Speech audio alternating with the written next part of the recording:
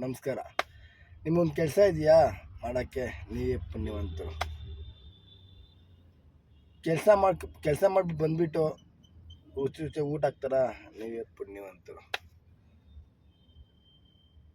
ಎಲ್ಲ ಥರ ಸೌಕರ್ಯ ಇದೆಯಾ? ನೀವೇ ಪುಣ್ಯವಂತರು. ಎಷ್ಟೋ ಜನಕ್ಕೆ ಕೈ ಕಾಲಿಲ್ಲ, ಮಾತಾಡೋಕ್ಕೆ ಬರಲ್ಲ, ಕಣ್ಣು ಕಾಣಿಸಲ್ಲ, ಲೋಕಜ್ಞಾನನೇ ಇಲ್ಲ, ಮಾತಾಡ್ಸೋಕ್ಕೆ ಅಪ್ಪ ಅಮ್ಮ ಇಲ್ಲ, ಅವ್ರಿಗೆಲ್ಲ ಅದು ಕನಸಾಗಿದೆ.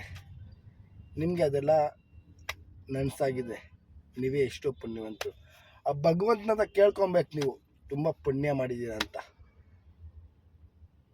ಅದು ಬಿಟ್ಟು ತುಂಬ ಬೇಕು, ಇನ್ನೂ ಬೇಕು ಅಂತ ಬೇಡ, ಸಾಕು ಇಷ್ಟರಲ್ಲೇ. ನಮ್ಮ ಹತ್ರ ಎಲ್ಲ ಸೌಕರ್ಯ ಇದ್ದರೂ ಅವ್ರ ಹತ್ರ ಏನು ಸೌಕರ್ಯ ಇಲ್ಲ. ಎಲ್ಲ ಅವ್ರಿಗೆಲ್ಲ ನಾವು ಏನೇನು ಅನುಭವಿಸ್ತೀವೋ ಅದೆಲ್ಲ ಅವ್ರಿಗೆಲ್ಲ ಕನಸಾಗಿದೆ. ಅದಕ್ಕಿಂತ ಪುಣ್ಯ ನಮ್ಗೆ ಸಿಕ್ಕಿದೆ, ಸಾಕಷ್ಟು ಸಾಕು. ಅದು ಬಿಟ್ಟು ಜಾಸ್ತಿ ಬೇಕು ಅದೆಲ್ಲ ಬೇಡ. ನೀವೇ ಪುಣ್ಯವಂತರು. ಭಗವಂತನ ಹತ್ರ ಕೇಳ್ಕೊಳ್ಳಿ, ನಾವು ಪುಣ್ಯ ಮಾಡಿದ್ದೀನಿ ಅಂತ. ಅದೇ ಸಾಕಷ್ಟು ಸಾಕು. ನಮಸ್ಕಾರ.